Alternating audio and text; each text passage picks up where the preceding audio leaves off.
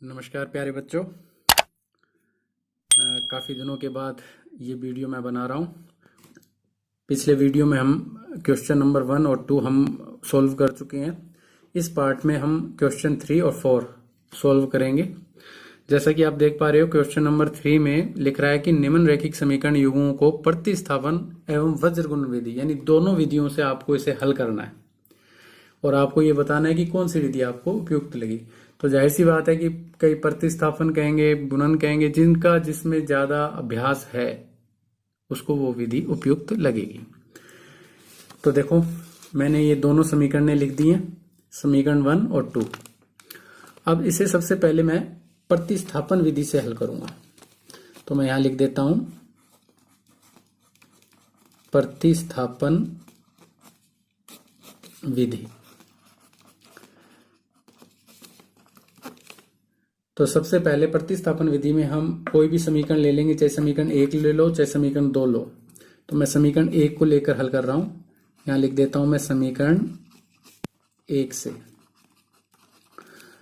समीकरण 1 से मैं x या y किसी का भी मान निकालूंगा। जैसे समीकरण 1 लिख दी मैंने 8x प्लस 5y बराबर 9। अब ये समीकरण 1 8x प्लस 5y बराबर 9 मैंने लिख दिया। अब मैं क्या करूंगा, या तो x का मान निकालूंगा या y का मान, जैसे हमने पिछले वीडियो में किए। तो मैं 8x का पक्षांतर करता हूं। 8x को उधर लेके जाऊंगा तो 8x किसका हो जाएगा, माइनस का हो जाएगा, माइनस 8x। और फिर 5 का पक्षांतर करूंगा तो 5 किस में चला जाएगा, बटे में चला जाएगा। तो 9 माइनस 8x बटे में 5। तो ये समीकरण मेरी 3 बन गई। अब इस समीकरण 3 का मान मैं समीकरण 2 में रखूंगा। क्यों रखूंगा 2 में, क्योंकि मैंने एक समीकरण को 1 को लेकर समीकरण 3 बनाई है। अगर समीकरण 1 को लेकर हल किया है तो समीकरण 2 में रखोगे, अगर समीकरण 2 का मान निकाल रहे हो तो समीकरण 1 में रखना है। तो मैं यहां लिखता हूं y का मान, ये जो y का मान निकाला है, इस y का मान समीकरण 2 में रखने पर, क्योंकि मैंने 1 को लेकर हल किया है तो मैं 2 में रखूंगा। अब 2 समीकरण क्या है, 3x प्लस 2y बराबर 4। अब यहां पर 3x तो ऐसे का ऐसे ही आ जाएगा। इस 2y की जगह 9 माइनस 8x बटे में 5। इस y का मान मैंने ये लिख दिया है। बाकी समीकरण को ऐसे के ऐसे लिख दो, बराबर 4। ठीक है, इस y की जगह बस ये चेंज करना है आपको। अब इन दोनों का लघुत्तम 5 ही आ जाएगा। इसके बटे में तो 5 है, इसके बटे में 5 करने के लिए इसको 5 से गुणा हो गया, 5 या 15x। 5 से ये 2 कटता नहीं है तो 2 का इससे क्या हो जाएगा, गुणा हो जाएगा। इन दोनों को 2 से गुणा कर दो तो 9 दूनी 18 और माइनस 8 दूनी 16x बराबर 4। अब बटे में 1 मान लेते हैं तो तिरछा गुणा इसको 1 से और इसको 4 से गुणा कर देता हूं। 1 से गुणा किया तो ऐसे कैसे ही आ गया, 15x प्लस 18 माइनस 16x। 4 से गुणा किया तो 5 चौके 20।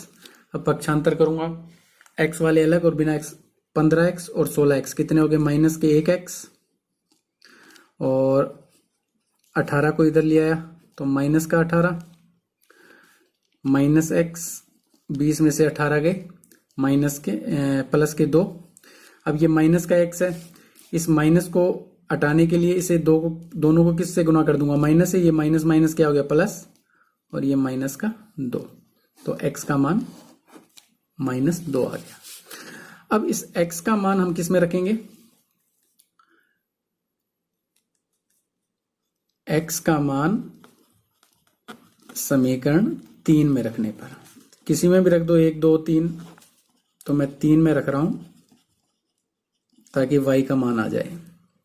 समीकरण 3 ये रही, y बराबर 9 माइनस 8x और x की जगह मुझे क्या लिखना है, माइनस 2 बटे में क्या है 5। तो इस x की जगह मैंने माइनस 2 रख दिया। तो y बराबर 9 माइनस, ये भी माइनस का है ये भी माइनस का है, तो 8 दूनी प्लस के 16 हो गए, बटे में 5। y बराबर क्या आ गया, 16 और 9 25। 25 में 5 का भाग दिया, 5 5 25, तो y का मान क्या आ गया 5 आ गया। तो x का मान -2 और y का मान -5। तो ये प्रतिस्थापन विधि थी। अब हमें इसे वज्र गुणन विधि से हल करना है। तो देखो वज्र गुणन विधि से किस तरह हल करेंगे, इसी सवाल को हम वज्र गुणन विधि से हल करेंगे। तो देखो वज्र गुणन विधि से हल करने के लिए मैं दोनों समीकरण फिर वापस लिख लेता हूं एक बार। पहली समीकरण है 8x + 5y, लेकिन इसमें मैं क्या करूंगा कि इस 9 को और 4 को इधर ले आऊंगा, ठीक है ना। ये ध्यान रखना है, वज्र गुणन विधि में एक तरफ होने चाहिए। तो 9 इधर अगर हो जाएगा माइनस का, इधर रह जाएगा बराबर 0। इसी तरह दूसरी समीकरण जो है 3x + 2y बराबर 4 थी, लेकिन 4 को मैं एक तरफ ले आऊंगा तो -4 हो जाएगा यहाँ बराबर 0। तो ये ध्यान रखना है, वज्र गुणन विधि करते समय आपको ध्यान रहे कि एक तरफ सारी संख्याएं होनी चाहिए, पूरे पद एक तरफ होने चाहिए। अब इसे हल करेंगे। तो इसमें देखेंगे, बताओ a1 क्या है, जैसे हमने पिछले किया है, पिछले सवालों में a1 b1 और c1। तो समीकरण जो 1 है, ये समीकरण 1 है और ये समीकरण 2। तो समीकरण 1 में जो a1 होगा वो x का गुणांक यानी 8, b1 होगा y का गुणांक यानी 5 और c1 होगा अचर पद यानी -9। इसी तरह a2 कौन होगा, x का गुणांक 3, b2 y का गुणांक 2 और c2 अचर पद यानी -4। अब वज्र गुणन विधि मैंने आपको पहले बताया है कि वज्र गुणन विधि में आप सबसे पहले क्या लिख लो, x y और यहां लिख लिया मैंने 1, सबके बटे में बराबर का निशान। और सबसे पहले हमें क्या लिख लेना है, BC, फिर BC के बाद CA, CA के बाद लिखना है आपको AB, ठीक है। ये याद रखना होगा आपका, BC CA AB। BC में से BC घटा दो, CA में से CA घटा दो और AB में से AB घटा दो। अब क्या लिखना है, 12 21 12 21 12 21। सिंपल सा हमारा ये सूत्र बन गया, बिल्कुल आसान। अब x बटे में, अब यहां ध्यान दो, बस आपको ये देखना है, यहां से देखकर आपको मान लिखने हैं। b1 का गुना c2 से, तो b1 ये रहा और c2 ये रहा, इन दोनों का गुना कर दो तो 5 चौके 20, ये माइनस का है और ये प्लस का है तो माइनस के 20 आ गए, ठीक है। b2 का गुना c1 से, b2 का है ये रहा और c1 का गुना ये रहा, यानी 9 का गुणा -9 का गुणा 2 से, तो -9 को 2 से गुणा किया तो 9 दूनी 18। किसके 18 आएंगे, माइनस के, क्योंकि ये माइनस का है और ये प्लस का है तो प्लस माइनस के 18। देखो माइनस के 18 है लेकिन यहां भी माइनस है, यहां तो माइनस है ही सूत्र के अंदर और माइनस का ही 18 आ गया। या तो आप प्लस के 18 लिख दो, नहीं तो बाद में लिख देना, तो माइनस माइनस ये प्लस हो जाएगा, ठीक है। इसी तरह y बटे में c1 का गुना a2 से, c1 ये रहा, a2 ये रहा, यानी 9 3 27। किसके 27 आएंगे, माइनस का, ये प्लस का है तो प्लस माइनस के 27। और फिर सूत्र के अंदर माइनस का निशान है तो यहाँ माइनस का निशान। अब c2 का गुना a1 से, c2 -4 a1 8, तो ये माइनस का 4 है, ये प्लस का 8, तो ये भी माइनस का हो जाएगा, 8 चौके 32 माइनस के 32। तो दो निशान एक साथ नहीं आते इसलिए मैं कोष्टक लगा रहा हूं, बराबर 1 बटे, इसी तरह a1 का गुना b2 से, a1 का गुना b2, a1 8 है और b2 2 है तो 8 दूनी 16, माइनस a2 का गुना b1 से, a2 b1 यानी 5 या 15, तो यहाँ 15 आ गया। अब ये देखो x बटे में माइनस के 20, ये माइनस माइनस प्लस के 18, कोष्टक खोलेंगे तो प्लस का 18 हो जाएगा, बराबर y बटे माइनस के 27, कोष्टक खोलेंगे तो प्लस के 32 हो गए, बराबर 1 बटे 16 में से 15 गए, 1 ही बच गया, ठीक है। अब इसको भी घटा लेता हूं मैं, x बटे में 20 में से 18 गए, माइनस के 2, बराबर y बटे 32 में से 27 के प्लस के 5, क्योंकि प्लस का बड़ा है ना, और बराबर 1/1। तो ये हमारी वज्रगुण विधि से आया। अब इसको हम आपको पहले बताया था कि पहले इसको इसके बराबर, क्योंकि तीनों ही बराबर हैं, तो पहले x का मान इसके बराबर लिखेंगे, फिर y का मान इसके बराबर लिखेंगे। कैसे, मैं बताता हूं आपको, देखो ध्यान से। पहले x बटे -2 बराबर, इसके बराबर रखना है, किसके? 1/1 के। अब तिरछा गुणा कर दो, x को 1 से गुणा किया x और 2 से गुणा किया -2, तो ये हमारा पहला आंसर आ गया। देखो बिल्कुल सेम जो हमने प्रतिस्थापन विधि से किया था वैसा ही आ गया। अच्छा दूसरा, y/5 को किसके बराबर रखेंगे बारी बारी से? फिर वही 1/1 के बराबर तिरछा गुणा करेंगे। y को 1 से गुणा किया y और 5 को 1 से गुणा किया 5, तो y बराबर 5, x बराबर -2 और y बराबर 5। तो वही उत्तर जो सेम प्रतिस्थापन विधि से हमने किया था वही आंसर वज्र गुणन विधि से आया। तो दोनों विधियां हमने कर ली हैं और आपको अभी ये तय करना है कि आपको कौन सी विधि आसान लगी। वही विधि आपको यहाँ नीचे लिख देना है कि मुझे वज्र गुणन विधि आसान लगी या प्रतिस्थापन विधि मेरे को उपयुक्त लगी। ठीक है, इस तरह आपको ये तीसरा सवाल आपका पूरा होता है। अब नेक्स्ट पार्ट में हम क्वेश्चन नंबर 4 पे चलते हैं। क्वेश्चन नंबर 4 में आप देख पा रहे हो कि इसमें कुल 5 सवाल हैं और इन 5 सवालों को हम हल करेंगे। क्वेश्चन नंबर 4 में लिख रहा है कि निम्न समस्याओं में रैखिक समीकरणों के युग्म बनाइए और उनके हल यदि उनका अस्तित्व हो। पहले तो चेक करना है यदि अस्तित्व है, तो अस्तित्व लगभग इन चारों सवालों में है। ठीक है, यदि उनका अस्तित्व है तो किसी भी बीजीय गणितीय विधि से ज्ञात करो। सबसे बढ़िया बात यह है कि हम किसी भी विधि से इसे ज्ञात कर सकते हैं, प्रतिस्थापन, विलोपन या फिर वज्र, तीनों कोई भी विधियां जो आपको उपयुक्त विधि लगती है उन तीनों विधियों से आप इस चौथे क्वेश्चन को हल कर सकते हैं। हाँ, अगर परीक्षा में एग्जाम में अगर वो कहे कि प्रतिस्थापन से करना है तो आपको प्रतिस्थापन से करना पड़ेगा, वज्र से कहे तो वज्र से, विलोपन से कहे तो विलोपन से। अगर आप कहने के बावजूद भी अपनी मर्जी से करोगे तो आपके जो नंबर हैं वो कट जाएंगे। लेकिन जहां वो नहीं लिखता, जहां कुछ भी नहीं लिखता, वहां आप किसी भी विधि का उपयोग कर सकते हो। ठीक है, तो चलते हैं अपने चौथे क्वेश्चन जो दे रखा है। फोर्थ क्वेश्चन के पहले पार्ट पे क्या लिख रहा है देखो, एक छात्रावास के मासिक व्यय का 1 भाग नियत है तथा शेष इस पर निर्भर करता है कि छात्र ने कितने दिन भोजन लिया। जब एक विद्यार्थी ए को जो 20 दिन भोजन करता है तो 1000 रुपए छात्रावास के व्यय उसे अदा करने पड़ते हैं। जबकि एक विद्यार्थी बी है, एक तो ए विद्यार्थी और दूसरा बी है जो 26 दिन भोजन करता है, तो उसे 1180 रुपए अदा करने पड़े। तो आपको क्या बताना है कि नियत व्यय कितना है और भोजन करने का जो प्रतिदिन भोजन करने का मूल्य वो कितना है। ठीक है, यानी छात्रावास हॉस्टल में जब वो रहता है तो हॉस्टल में रहने का एक नियत खर्चा है, वो ज्ञात करना है कि भी हॉस्टल में रहने का खर्चा क्या है। प्लस उसमें क्या जुड़ जाता है कि आप अगर हॉस्टल के अंदर ही खाना खाओगे तो उसके रुपए और जुड़ेंगे, उसमें इंक्लूड हो जाएंगे। ठीक है, बाहर खाते हो या इधर खाते हो तो कोई दिक्कत नहीं है, आपको जो नियत है वही किराया देना पड़ेगा। लेकिन अगर आप भोजन वहीं करते हो, खाना वहीं खाते हो, तो उसके हिसाब से आपको प्रतिदिन का जो है पे करना पड़ेगा, जो भी चार्जेस है वो आपको पे करने पड़ेंगे। तो ए विद्यार्थी ने 20 दिन खाना खाया तो हमें पता लगाना है कि उसके 20 दिन के कितने रुपए लगे, और बी विद्यार्थी ने 26 दिन खाना खाया है। ठीक है, तो देखते हैं। ये अब मैं यहाँ लिख देता हूँ, माना छात्रावास का नियत किराया, माना छात्रावास का नियत किराया, फिक्स, नियत किराए का मतलब होता है फिक्स रेट, इतने रुपए तो आपके लगेंगे। माना फिक्स जो रेट है छात्रावास का, हॉस्टल का जो फिक्स रेट है वो x है। ठीक है, तथा प्रतिदिन, यदि एक दिन अगर आप भोजन लोगे उसका किराया, प्रतिदिन भोजन का मूल्य,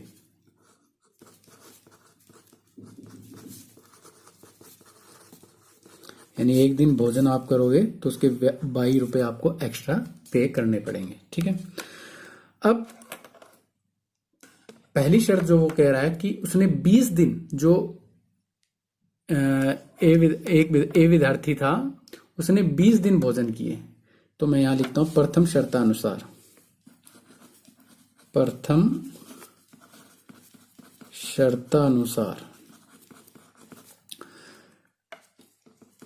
20 दिन 20 दिन जब उसने भोजन किया तो 20 दिन के लिए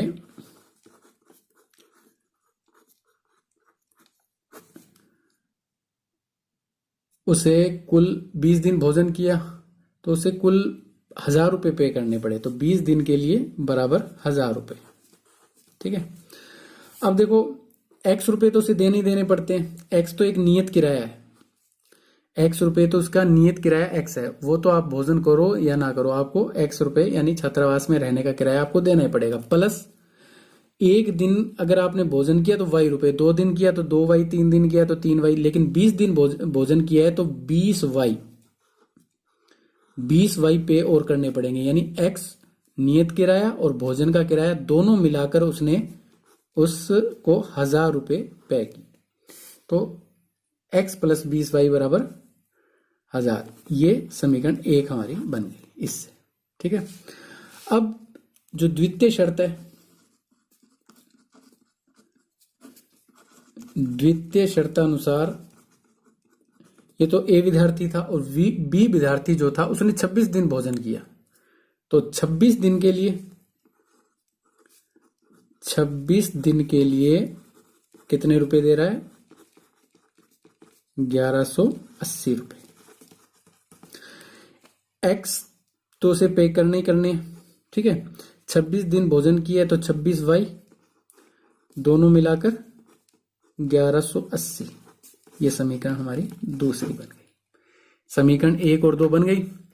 तो मेन इस सवाल में यही है कि हमारे समीकरण हमारी तैयार हो जाए। बाकी तो हमें प्रतिस्थापन या विलोपन या कोई भी विधि हम लगाकर उसे कर सकते हैं। ये जो 3.5 का जो चौथा क्वेश्चन है,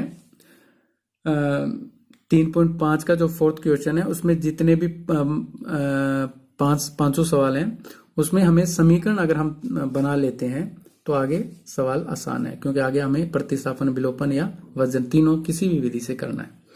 तो मैं यहां लिखता हूं समीकरण 1 व 2 से। तो मैं विलोपन विधि से करूंगा क्योंकि मुझे विलोपन विधि काफी आसान लगती है और जल्दी भी हो जाती है। तो मैंने यहां समीकरण 1 लिख दी और इसके नीचे लिख देता हूं समीकरण 2, x प्लस 26y बराबर 1180। ठीक है, दोनों समीकरण लिख दी। अब इसका विलोपन करना है।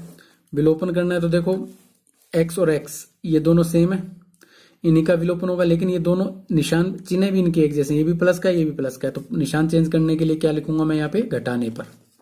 घटाने पर क्या हो जाता है कि नीचे वाले जो संख्या है या पद है उसका निशान चेंज हो जाते हैं। प्लस का माइनस का हो जाएगा, माइनस है तो प्लस का, तीनों ही प्लस के इसलिए माइनस के हो गए। x से x का विलोपन हो गया, ये दोनों भी घट जाएंगे। 26 में से 20 गए, माइनस के 6y, और 1180 में से 1000 घटाए तो माइनस के 180। माइनस से माइनस कैंसिल हो गया, y बराबर 6 का पक्षांतर करेंगे तो 180 के भाग में चला गया। 180 में 6 का भाग दिया तो y बराबर 6 × 18 यानी 30। y का मान आ गया 30। y यानी भोजन, यानी एक दिन भोजन करने का मूल्य है 30 रुपए। अब इस y का मान आप किसी भी समीकरण में रख दो। ठीक है, तो मैं यहां लिख रहा हूं y का मान समीकरण 1 में रखने पर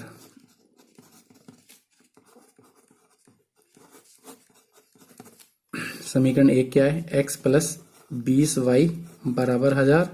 ये समीकरण 1 है। और यहाँ पर y की जगह मुझे क्या लिखना है? y की जगह लिखना है 30, क्योंकि y का मान आया 30। और 20 का 30 से क्या हो जाएगा? गुणा। कितना आ गया? 3 दूनी 6 यानी 600।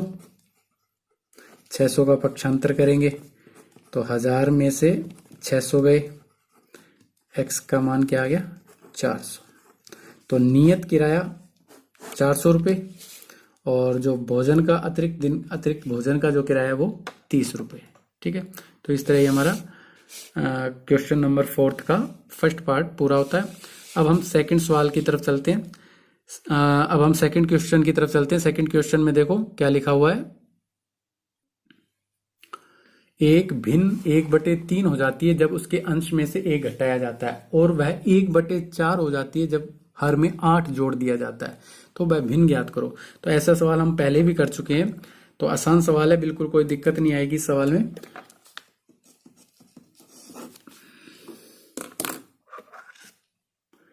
तो सबसे पहले हमें क्या करना है, मान लेना है, माना भिन्न जो है बटे के रूप में होती है x/y।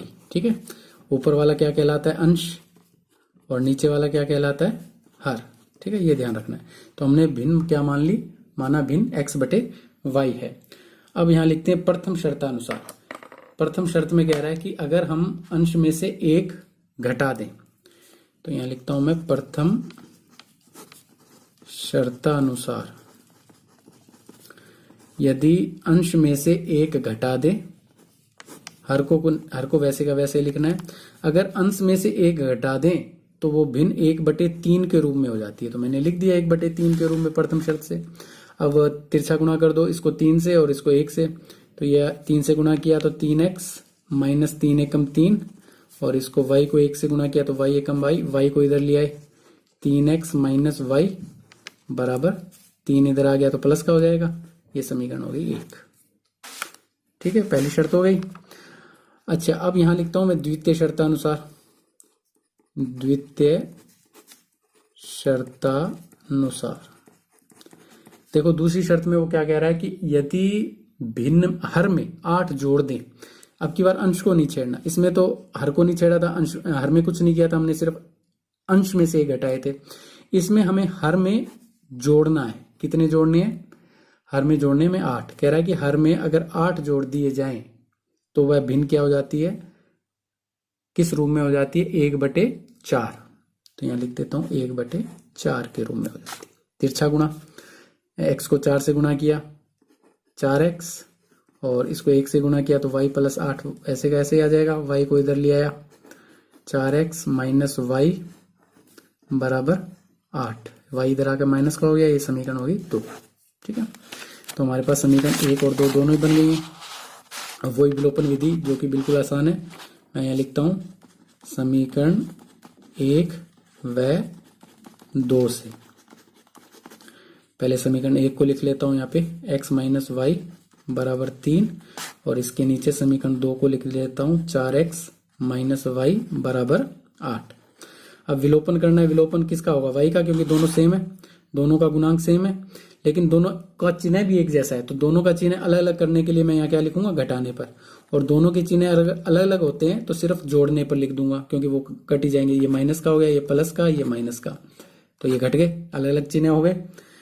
ये भी घट जाएंगे, 4 में से 3 गया माइनस का 1x, और 8 में से 3 गया माइनस का 5, माइनस से माइनस कट गया तो x बराबर क्या आ गया, 5, यानी अंश आ गया 5। अब अंश आने के बाद अब मैं क्या करूंगा, x का मान किसी भी समीकरण में लिख दूं, चाहे 1 में रख दूं चाहे 2 में रख दूं। तो मैं यहां लिखता हूं समीकरण x का मान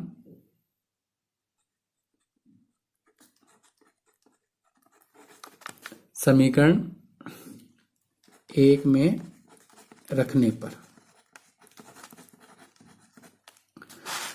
अब 1 क्या है समीकरण, 3x माइनस वाई बराबर 3, ये समीकरण 1 है।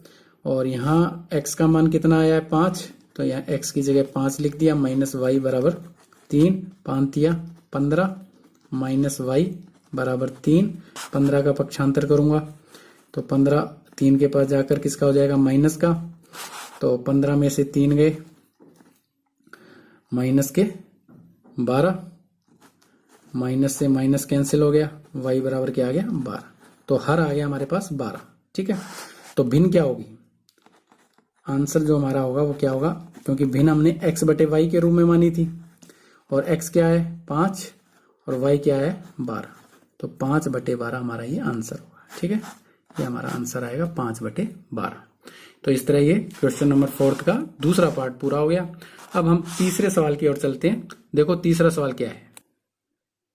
तीसरे सवाल में जैसे कि वो लिख रहा है कि यश ने एक टेस्ट में 40 अंक अर्जित किए जब उसे प्रत्येक सही उत्तर पर 3 अंक मिले तथा अशुद्ध यानी गलत करने पर 1 अंक की कटौती होगी। यानी जब अगर वो पर्सन सही कर देता है तो उसको 3 नंबर मिलते हैं, लेकिन जब वो एक गलत कर देता है तो एक कट भी जाते हैं 1 नंबर। यदि उसे सही उत्तर पर, दूसरी शर्त है कि यदि उसे सही उत्तर पर 4 अंक मिले और गलत उत्तर यानी अशुद्ध उत्तर करने पर 2 अंक कटें तो उसे 50 नंबर मिलते हैं। तो बताओ टेस्ट में उसने कुल कितने प्रश्न हल किए। यानी 40 नंबर तो तब मिलते हैं जब उसको सही करने के 3 नंबर और गलत करने के 1 नंबर कटे, तो 40 नंबर।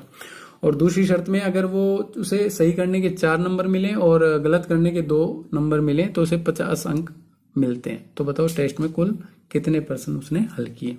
ठीक है, तो इसमें हम मान लेते हैं, माना सही प्रश्नों की संख्या, उसने जो सही प्रश्न किए हैं उनकी संख्या लिख लेते हैं। माना सही प्रश्नों की संख्या, जिनके आंसर उसने सही दिए उनके प्रश्नों की संख्या थी x, और जो उसने गलत किए तथा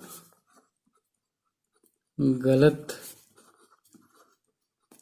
प्रश्नों की संख्या थी, जो उसने गलत आंसर दिए जिन प्रश्नों के, उनकी संख्या थी y।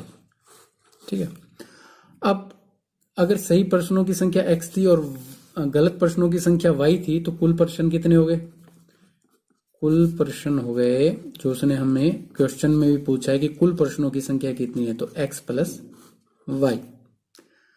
अब यहां पर प्रथम शर्त क्या होती है? प्रथम शर्त में वो कह रहा है, यहां लिखता हूं मैं, प्रथम शर्तानुसार। देखो पहली शर्त को देखो ध्यान से, उसने बोला है कि अगर उसने 3 प्रश्न सही किए,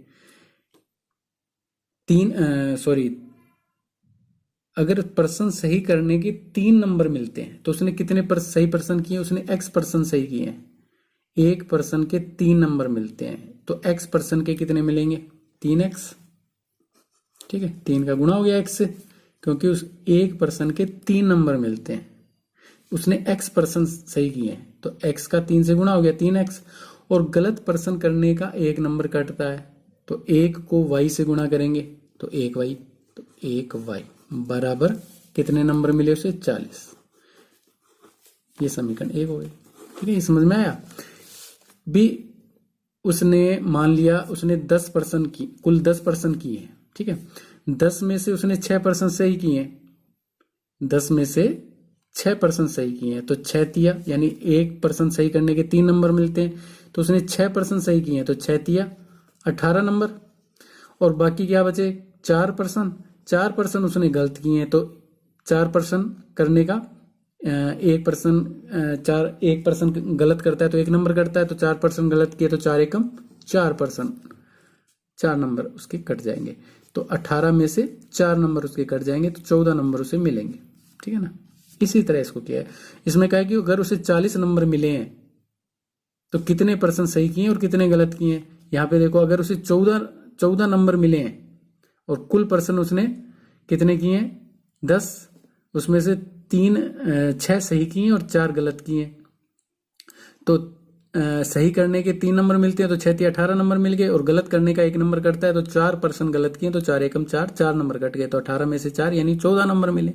तो यही हिसाब इसके अंदर है। ठीक है, वो आगे हमें पता चलेगा भी कितने प्रश्न कुल उसने किए हैं। ये पहली शर्त होगी। और द्वितीय शर्त में, द्वितीय शर्तानुसार अगर उसे सही करने के 4 नंबर मिले, ठीक है, तो उसने x प्रश्न सही किए ना, तो अगर 4 नंबर मिले तो कितने नंबर मिल गए सही प्रश्नों के? 4x। और गलत प्रश्न करने के 2 नंबर कटे, इसमें तो 1 नंबर कट रहा था इसलिए 1y हो गया। अगर 2 नंबर कटे तो कितना हो जाएगा? 2y बराबर कुल कितने नंबर मिलेंगे उसे? प्रथम शर्त में 50। तो ये समीकरण 2 बन गई। यानी वो सवाल के अंदर कह रहा है कि यदि उसे सही करने के 4 अंक मिले और गलत करने के 2 नंबर कटे तो उसे कुल 50 अंक अर्जित करता है। तो मैंने ये लिख दिया 4x - 2y, क्योंकि 2y नंबर कटेंगे तो घटेगा ये, इसलिए माइनस का निशान आएगा, क्योंकि सही प्रश्न में से भी गलत हो जाता है। अब जैसे पहली शर्त थी कि भी 3 नंबर मिलते हैं, तो मान लिया 2 प्रश्न ही उसने किए हैं तो 3 नंबर तो एक प्रश्न सही किया और एक गलत किया है, तो 3 नंबर तो मिल गए 1% के, और 1% गलत किया तो 1 नंबर घट गया, तो 3 में से 1 गया, उसे कुल कितने नंबर मिलेंगे? 2 नंबर मिलेंगे उसे। ठीक है ना, समझ रहे हो बात? ऐसे ही ये है। अब दोनों शर्तों से दोनों समीकरण हमारी बन गई। आगे बिल्कुल सिंपल सा है, आगे आपको आता ही है।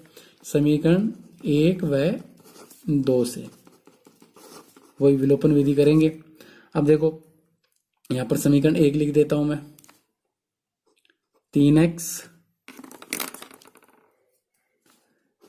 3x माइनस वाई बराबर 40, और इसके नीचे समीकरण दूसरी लिख देता हूं, 4x माइनस 2y बराबर 50। अब इन दोनों को देखो, इसमें कोई भी जो गुणांक है वो समान नहीं है। इसमें 2 है तो इसमें नहीं है, इसमें 3 है तो इसमें भी नहीं है।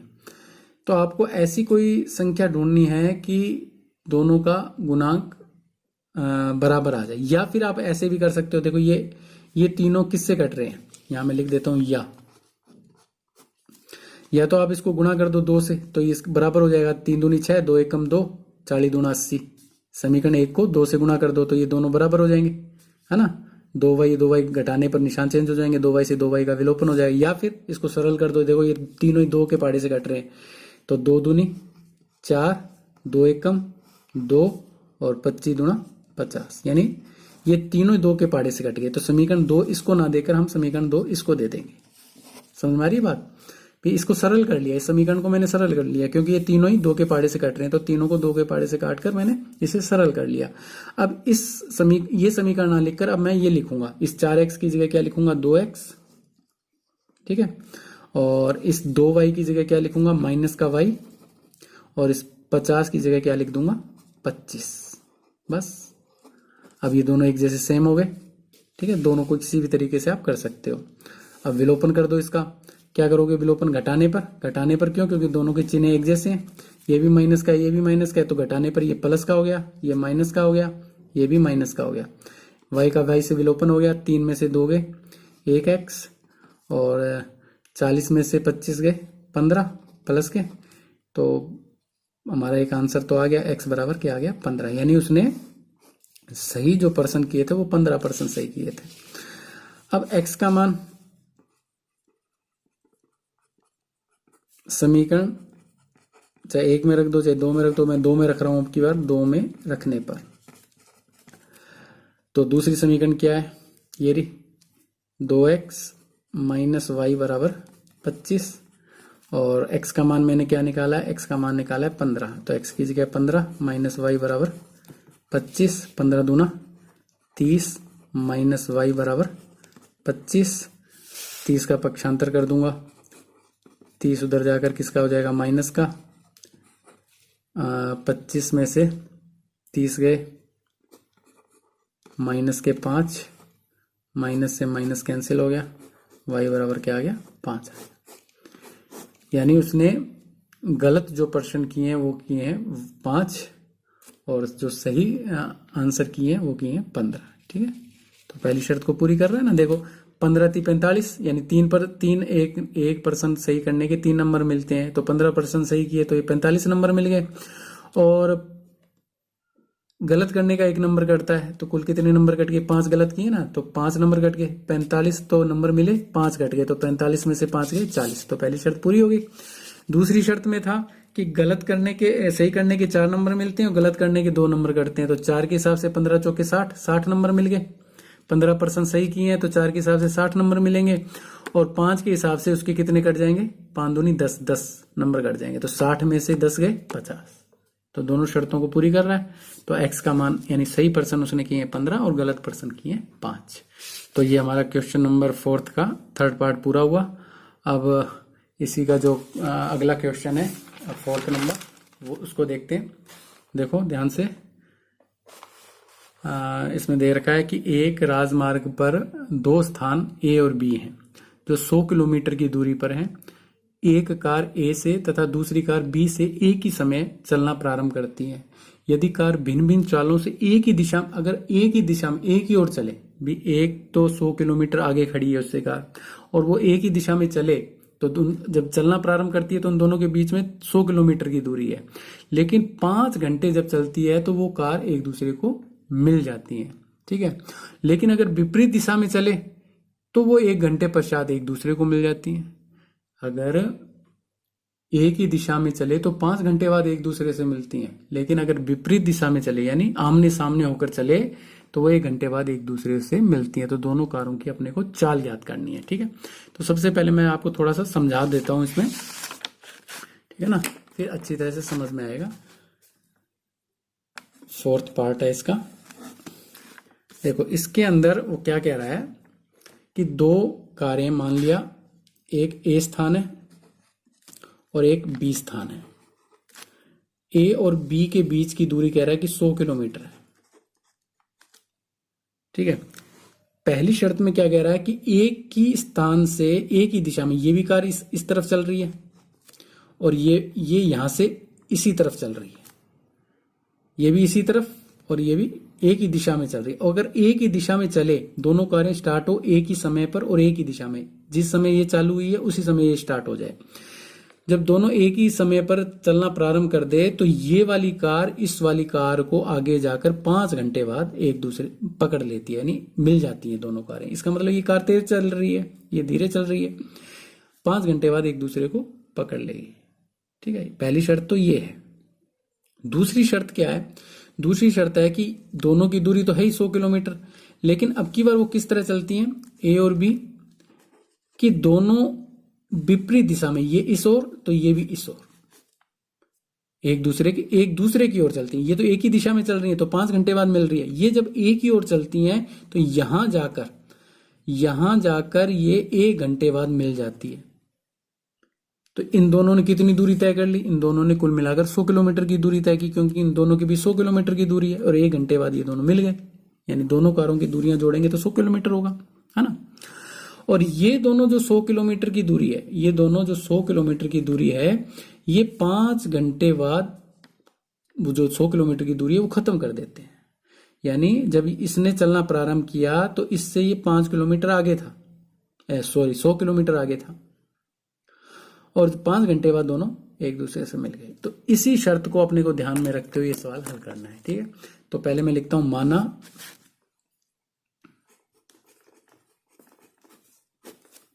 ए कार की चाल, क्योंकि चाल हमें इसमें ज्ञात करनी है, तो ए कार की चाल है x तथा बी कार की चाल बराबर y। अब प्रथम शर्त में क्या कहता है? देखो प्रथम शर्त में कह रहा है, यहां लिखता हूं मैं, प्रथम शर्तानुसार कार ए की दूरी 5 घंटे बाद कितनी हो जाएगी? कार ए की दूरी कितने घंटे बाद? 5 घंटे बाद, क्योंकि पहली शर्त में तो 5 घंटे कार चली, तो 5 घंटे में कितनी दूरी तय कर लेगी? एक कार की दूरी 5 घंटे में। तो देखो हमें दूरी ज्ञात करनी है, और दूरी ज्ञात करने का सूत्र क्या होता है? दूरी बराबर होता है समय इंटू चाल, समय इंटू चाल। तो यानी समय क्या है, कितनी देर चली? 5 घंटे, और चाल हमने क्या मानी है? x मानी है ए कार की, तो यानी कितनी दूरी होगी? 5x। यानी 5 घंटे बाद जो ए कार है वो 5x पर चली गई है, 5x की दूरी तय कर ली है। इसी तरह कार बी की दूरी 5 घंटे में कितनी हो जाएगी? तो वही 5 घंटे चली, समय इंटू चाल क्या है? y, हमने v की क्या मानी है? y मानी है, तो ये 5 घंटे में कितनी चल जाएगी? 5y, ठीक है। ए कार 5 घंटे में 5x किलोमीटर दूर चली और बी 5 घंटे में 5y किलोमीटर दूर चली। ज्यादा कौन चली? देखो दोनों 5 घंटे बाद मिल गई, और ए जो कार थी वो उससे 100 किलोमीटर दूर थी, ठीक है। यानी ये भी चल रही है और ये भी चल रही है, इसने 100 किलोमीटर की दूरी तय की है और जहां बी पहुंचा है वहां वो भी दूरी तय की है। तो इसका मतलब ये जो ए कार है इसने बी कार से 100 किलोमीटर की दूरी अधिक तय की है। है ना। यानी ये जो दूरी है इससे कितनी ज्यादा है, ये 100 किलोमीटर ज्यादा है। तो पहली शर्त में देखो समीकरण क्या बन गई, अगर मैंने ए कार की दूरी में से बी कार की दूरी घटाऊंगा, ये ए कार की दूरी है, ये बी कार की दूरी है, अगर ए कार की दूरी में से बी कार की दूरी घटाऊंगा तो बराबर क्या बचेगा, 100 किलोमीटर बचेगा। क्यों बचेगा ये मैंने आपको बता दिया, है ना, क्योंकि ए कार और बी कार के बीच में 100 किलोमीटर का डिफरेंस है। और ये पहली शर्त में क्या कह रहा है, पहली शर्त में कह रहा है कि ए और बी दोनों 5 घंटे बाद एक दूसरे से मिल जाते हैं। तो इसका मतलब ए जो 5 किलोमीटर से दूर था, 100 किलोमीटर जो इससे दूर था, इसने 100 किलोमीटर की दूरी तय करके बी को पकड़ लिया, और बी ने जितनी दूरी तय की है उससे ए ने 100 एक्स्ट्रा दूरी तय की है, यानी ए 100 ज्यादा है, ये 100 ज्यादा है। तो इसमें से इस ए कार में से बी कार की दूरी घटाएंगे तो बराबर 100 बचेगा। तो इस तरह ये समीकरण हमारी एक बन गई। ठीक है, अब इसको सरल कर लेते हैं। देखो इसको समीकरण एक नहीं देता मैं, इसको सरल हो जाता है। ये किसके पहाड़े से कट रहा है, तीनों ये कट रहा है 5 के पहाड़े से, 5 एकम 5, 5 एकम 5 और बी पंजू 100। तो इसको समीकरण एक दे देता हूं। ठीक है, ये समीकरण होगी हमारी एक, x माइनस वाई बराबर 20, क्योंकि तीनों 5 के पहाड़े से कट गए, है ना। अब चलते हैं अपनी द्वितीय शर्त में। तो यहां लिखता हूं मैं द्वितीय शर्तानुसार,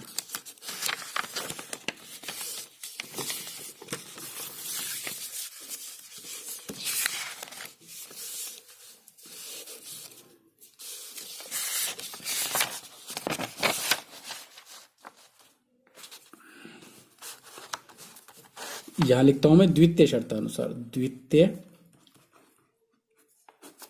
शर्तानुसार। देखो दूसरी शर्त में क्या कह रहा है कि अगर 1 घंटा चले, ए कार भी 1 घंटा चलता है और बी कार भी 1 घंटा चलती है ना। अब यहां लिखता हूं मैं 1 घंटे में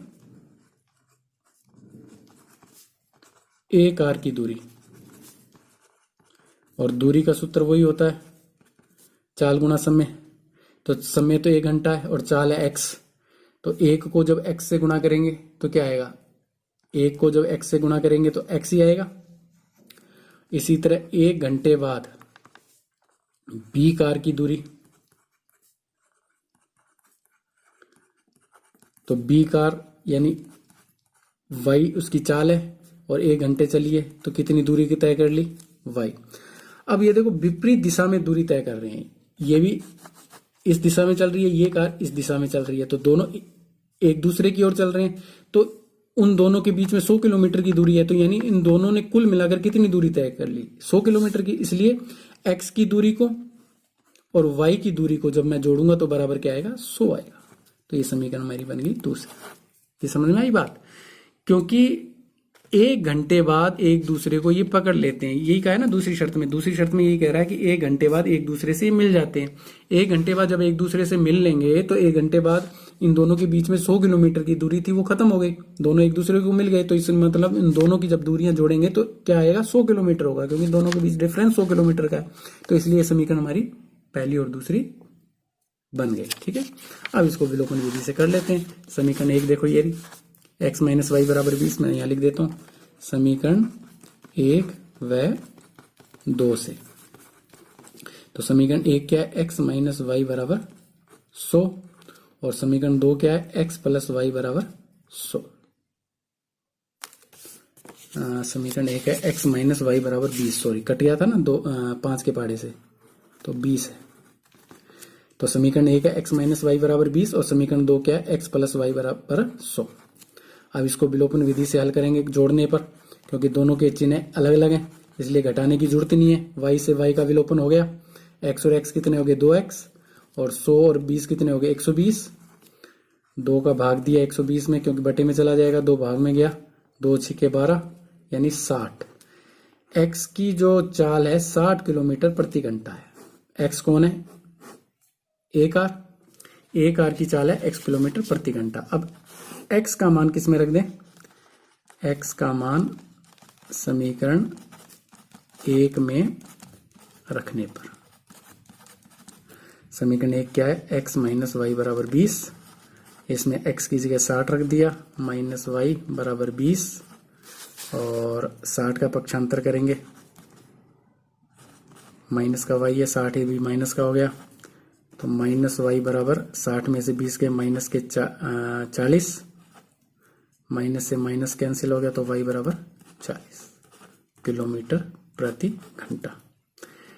वाई कार की चाल आ गई 40 किलोमीटर प्रति घंटा और एक्स कार की चाल आ गई 60 किलोमीटर प्रति घंटा। ठीक है, तो इस तरह हमारा ये जो क्वेश्चन नंबर 4 का जो क्वेश्चन नंबर 4 है वो सॉल्व हो जाता है। ठीक है, अब हम चलते हैं क्वेश्चन नंबर, इसका जो आखिरी सवाल है 3.5 का प्रश्नावली का जो आखिरी सवाल है, और क्वेश्चन नंबर 4 का जो 5th क्वेश्चन है उस पे चलते हैं हम। देखो क्या लिख रहा है, एक आयत का क्षेत्रफल 9 वर्ग इकाई कम हो जाता है यदि उसकी लंबाई 5 इकाई कम कर दी जाती है और चौड़ाई में 3 इकाई बढ़ा दी जाती है। यदि हम लंबाई को 3 इकाई और चौड़ाई को 2 इकाई बढ़ा दें तो क्षेत्रफल 67 वर्ग इकाई बढ़ जाता है। आयत की बीमाई यानी आयत की भुजाएं ज्ञात करनी है, भुजाएं यानी लंबाई चौड़ाई ज्ञात करनी है। सिंपल सा सवाल है। तो देखो सबसे पहले तो इसमें आयत की लंबाई और चौड़ाई दे रखी है, मैं एक आयत बनाता हूं। आयत की लंबाई, मान लिया आयत की लंबाई x है और चौड़ाई दे रखी है y। ठीक है, पहली शर्त में वो क्या कह रहा है कि यदि इसकी इकाई जो है, इकाई यानी लंबाई 3 बढ़ा दूं, यानी अगर लंबाई में 5 कम कर दूं और चौड़ाई में 3 बढ़ा दूं तो उसका जो क्षेत्रफल है वो 9 वर्ग इकाई कम हो जाता है। तो यहां पर मैंने 5 कम कर दिए और 3 चौड़ाई में जोड़ दिए, तो क्षेत्रफल जो है वो 9 कम हो जाएगा। और दूसरी शर्त में कह रहा है कि यदि मैं लंबाई में 5 कम कर दूं और दूसरी शर्त में कह रहा है कि अगर मैं लंबाई में भी 3 जोड़ दूं और चौड़ाई में भी 2 जोड़ दूं तो क्षेत्रफल 67 बढ़ जाता है, 67 वर्ग इकाई बढ़ जाता है। तो आयत की हमें लंबाई और चौड़ाई ज्ञात करनी है। तो सबसे पहले मैं लिखता हूं, माना आयत की लंबाई, माना आयत की लंबाई x मान ली तथा आयत की चौड़ाई, आयत की चौड़ाई मैंने y मान ली। तो आयत का क्षेत्रफल क्या हो जाएगा, आपको सूत्र तो पता होगा आयत के क्षेत्रफल का। आयत का क्षेत्रफल, आयत का क्षेत्रफल होता है लंबाई इंटू चौड़ाई। ठीक है, लंबाई चौड़ाई यानी x का y से गुणा हो गया, x y, क्योंकि लंबाई चौड़ाई हमने x y माना है, तो आयत का क्षेत्रफल क्या हो जाएगा, x y। अगर x और y लंबाई चौड़ाई है तो क्षेत्रफल x y हो जाएगा। अब इसमें प्रथम शर्त में क्या कह रहा है, देखो यहां लिखता हूं मैं, प्रथम शर्तानुसार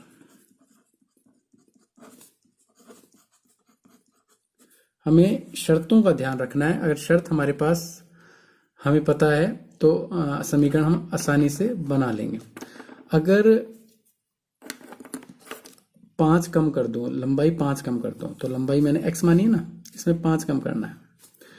तो प्रथम शर्तानुसार क्षेत्रफल, नया क्षेत्रफल क्या हो जाएगा, नया क्षेत्रफल, अगर मैं लंबाई में 5 कम कर दूं, 5 कम कर दिया, और चौड़ाई में 3 जोड़ दूं, ये कह रहा है ना, अभी लंबाई में 5 इकाई कम कर दी जाती है और चौड़ाई में 3 इकाई बढ़ा दी जाती है, तो आयत का जो क्षेत्रफल है वो 9 वर्ग इकाई कम हो जाता है। तो जो क्षेत्रफल है वो क्या हो जाएगा, क्षेत्रफल कितना था, एक्स वाई था, लेकिन नया क्षेत्रफल कितना कम हो जाएगा, एक्स वाई, यानी इस क्षेत्रफल में से 9 कम हो जाएगा। अगर एक्स वाई रखता हूं तो क्षेत्रफल आता है एक्स वाई, लेकिन अगर एक्स में से 5 कम कर देता हूं और चौड़ाई में 3 बढ़ा देता हूं तो क्षेत्रफल 9 कम हो जाता है। तो मैंने 9 कम कर दिया। अब इन तीनों का, इनका गुणा कर दो, लंबाई का चौड़ाई से गुणा किया, एक्स का वाई से गुणा किया एक्स वाई, एक्स का 3 से गुणा किया 3x, बारी बारी से गुणा करते हैं, पहले x का इन दोनों से गुणा, फिर -5 का इन दोनों से गुणा, -5y, 5 तिया माइनस का 15। ठीक है, अब एक्स वाई को इधर लेके आऊंगा तो एक्स वाई से एक्स वाई कट जाएगा, क्योंकि एक्स वाई, इस एक्स वाई को इधर लेके आया तो माइनस का हो गया। ठीक है, यहाँ रह गया 3x माइनस 5y माइनस 15। इस 9 को उठाकर इधर लेके आया तो प्लस का 9 हो गया, पक्षांतर किया। xy को तो उधर ले गया, इस 9 को इधर ले आया। xy से xy कट गया क्योंकि xy में से xy गया 0, यहाँ बच गया 0 बराबर 3x माइनस 5y। ये दोनों घट जाएंगे, 15 में से 9 गए, 9 और 6 15 माइनस के 6। ठीक है, अब 6 का पक्षांतर कर दूं, 3x माइनस 5y। इस 6 को 0 के पास ले जाऊं तो 6 किसका हो जाएगा, प्लस का। तो ये समीकरण मेरी 1 बनी। पहली शर्त से ये समीकरण 1 आ गई। समझ में आई बात कि लंबाई और चौड़ाई, क्षेत्रफल में 9 कम करना है, लंबाई इंटू चौड़ाई, क्योंकि सूत्र क्या होता है, आयत का क्षेत्रफल होता है लंबाई गुना चौड़ाई। तो लंबाई को चौड़ाई से गुना कर दिया। और ये लंबाई किस तरह के लिए है, जैसे पहली शर्त में उसने कहा है कि 5 कम कर दो, तो लंबाई में 5 कम कर दी और चौड़ाई में 3 जोड़ दो, तो चौड़ाई में 3 बढ़ा दिए मैंने और उसका क्षेत्रफल निकालिए। इन दोनों का गुणा किया तो क्या निकल गया, क्षेत्रफल निकल गया। और क्षेत्रफल कैसा निकला कि 9 कम हो गया। जैसी शर्त है उसी अनुसार मैं चला हूं इसमें, ठीक है ना। ऐसी द्वितीय शर्त में जिस अनुसार वो कह रहा है उसी अनुसार आपको चलना है। अब द्वितीय शर्त में वो क्या कहता है कि अगर मैं लंबाई और चौड़ाई दोनों में, लंबाई में 3 जोड़ दूं और चौड़ाई में 2 बढ़ा दूं, यानी लंबाई में 3 इकाई और चौड़ाई में 2 इकाई बढ़ा दूं, तो क्षेत्रफल 67 वर्ग इकाई बढ़ जाता है। यानी जो x इंटू वाई है ना, लंबाई इंटू चौड़ाई, इसमें तो क्या करना है, लंबाई में तो मुझे 3 बढ़ाने हैं, ठीक है, और चौड़ाई में मुझे 2 बढ़ाने हैं। लंबाई में 3 बढ़ाने और चौड़ाई में 2 बढ़ाने हैं। तो क्षेत्रफल, जो हमारा क्षेत्रफल क्या था, क्षेत्रफल xy था ना, क्षेत्रफल xy था। तो इस क्षेत्रफल पर क्या प्रभाव पड़ता है, अगर ऐसा करता हूं तो क्षेत्रफल 67 अधिक हो जाता है। दूसरी शर्त के अनुसार 67 अधिक हो जाता है। अब इसका वही गुणा करेंगे, इन दोनों का गुणा किया, x को y से गुणा किया, xy 2x 3y और 3 दूनी 6, यानी बारी बारी से पहले x का इन दोनों से गुणा, फिर 3 का इन दोनों से गुणा। तो यहाँ लिख दिया, यहाँ आ गया xy प्लस 67। अब देखो xy को चाहे इधर ले आओ या इस xy को उठा के उधर ले जाओ तो माइनस का हो जाएगा और माइनस से प्लस कट जाएगा, ठीक है ना, क्योंकि xy इधर जाएगा तो माइनस का हो जाएगा, तो प्लस का xy और माइनस का xy 0 हो जाएगा। अब 6 को भी इधर ले आता हूँ, यहाँ क्या रह गया, यहाँ रह गया 2x प्लस 3y बराबर, इस 6 को उठा के 67 के पास ले आता हूं तो किसका हो जाएगा, 6 माइनस का हो जाएगा। तो 2x प्लस 3y बराबर 67 में से 6 गए 61। तो ये समीकरण हो गई 2। तो हमारे पास समीकरण 1 और 2 दोनों ही बन चुकी हैं पहली और द्वितीय शर्त से। अब विलोपन विधि से उसी अनुसार लिख लेता हूं मैं। यहाँ लिखता हूं समीकरण 1 व 2 से। समीकरण 1 को लिख लिया पहले, 3x माइनस 5y बराबर 6, और समीकरण 2 को लिख लिया 2x प्लस 3y बराबर 61। अब ये देखो दोनों में कोई भी गुणांक समान नहीं है तो विलोपन हमारा हो नहीं पाएगा, है ना, दोनों को समान करना पड़ेगा। अब देखो ना तो ये सरल हो रहा है, काट के भी नहीं हो रहा, और ना ही इन दोनों के, ना तो y का गुणांक एक जैसा है ना ही x का गुणांक एक जैसा है। तो मैं क्या करूंगा, इसको तो 2 से गुणा करूंगा और इसको करूंगा 3 से गुणा। इसके गुणांक से तो इसको गुणा करूंगा और इसके गुणांक से इसको, क्योंकि मुझे x का विलोपन करना है। अगर y का करना होता तो इसके गुणांक को 3 से गुणा करता और इसको 5 को गुणा करता, इस समीकरण को 5 से और इसको 3 से, अगर y का विलोपन करना होता। मैं x का विलोपन कर रहा हूं तो समीकरण इसको 2 से गुणा करने पर, तो 2 से गुणा किया, क्या आ गया, 3 दूनी 6x, यहाँ लिख देता हूं 2 से गुणा करने पर, और इसको 3 से गुणा करने पर, ठीक है, क्योंकि मैं x का विलोपन कर रहा हूं। तो 2 से गुणा किया, 3 दूनी 6, 5 दूनी 10y और 6 दूनी 12, यानी सबको 2 से गुणा कर दिया। और इसको सबको किससे गुणा कर दूंगा, 3 से। तो 3 दूनी 6x, 3 तिया 9y और 61 तिया कितना हो गया, 100, 3 एकम 3, 6 तिया 18, 183। अब देखो x का गुणांक एक जैसा हो गया ना, दोनों ही 6x दोनों एक जैसे हो गए, x का गुणांक जो।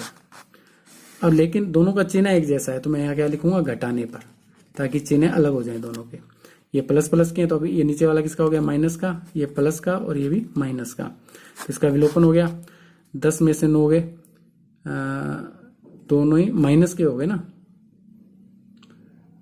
सॉरी ये प्लस का था 3y, तो ये तो माइनस का हो जाएगा, ठीक है। ये प्लस का 3 था ना, तो 3 3 9y प्लस का होगा ये, तो घटाने पर चिन्ह बदल गया, माइनस का होगा। अब दोनों एक जैसे निशान हो गए, तो क्या हो गया, माइनस के 19y, और 183 में से 12 गए, 183 में से 12 गए, माइनस के 171, है ना। 3 में से 2 गया 1, 8 में से गया 7, माइनस से माइनस घट गया, y बराबर क्या आ गया, 171 बटे में 19, 171 में 19 का भाग दिया, तो 19 निम्मा 171 होता है ना, तो y बराबर क्या आ गया, 9 आ गया। आयत की चौड़ाई आ गई, ये चौड़ाई है आयत की, चौड़ाई आ गई 9। अब हमें x का मान निकालना है, तो y का मान किसी समीकरण में लिख दो। y का मान समीकरण जैसे मैं रख देता हूँ, एक में रख देता हूँ, एक में रखने पर समीकरण 1 देखो क्या है, 3x माइनस 5y बराबर 6। ये तो ऐसे का ऐसे आ जाएगा। यहाँ y की जगह क्या लिख देना है, 9 बराबर 6, 3x 9 पंजे 45 बराबर 6, 45 का पक्षांतर कर दो, 45 इधर आकर किसका हो जाएगा, प्लस का, 45 और 6 कितने हो गए, 51, दोनों जुड़ जाएंगे ना। अच्छा 3 गुणा में है x के, तो पक्षांतर करेंगे तो 3 51 के किस में चला जाएगा, भाग में, तो 51 बटे 3, 51 में 3 का भाग दिया तो 17 3 51 होते हैं ना, 51 में 3 का भाग दिया तो क्या आ गया, 17, यानी 17 क्या आ गई, लंबाई। तो ये लंबाई और ये चौड़ाई, तो आयत की लंबाई और चौड़ाई हमने ज्ञात कर ली है, ठीक है। तो इस तरह हमारी ये 3.5 जो अभ्यास है वो पूरी हो जाती है। एक्सरसाइज 3.5 यहाँ पर ख़त्म होती है। आशा है कि आपको समझ में आ गया होगा। अगर फिर भी कुछ डाउट है तो आप कमेंट बॉक्स में लिखें, या फिर इस वीडियो को आप वापस बैक करके देखें, कोशिश करें 1-2 बार देखें और समझने की कोशिश करें। और उसके बाद भी अगर कुछ डाउट रहता है तो आप कमेंट बॉक्स में लिखकर पूछ सकते हैं। और ज़्यादा से ज़्यादा शेयर, लाइक और कमेंट करते रहें। अगले वीडियो में हम फिर मिलेंगे, तब तक के लिए बहुत बहुत धन्यवाद।